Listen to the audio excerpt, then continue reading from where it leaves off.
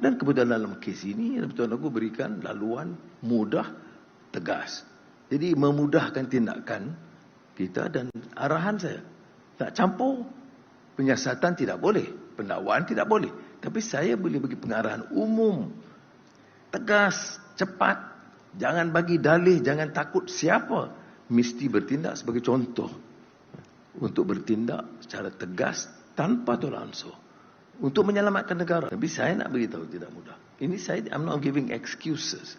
I'm just saying this is the stark political reality that we have to face. But you ask me, I have announced I'm prepared to take the risk. I'm moving forward, regardless. It has cost a heavy political price. And I think at my age, I don't worry too much about that.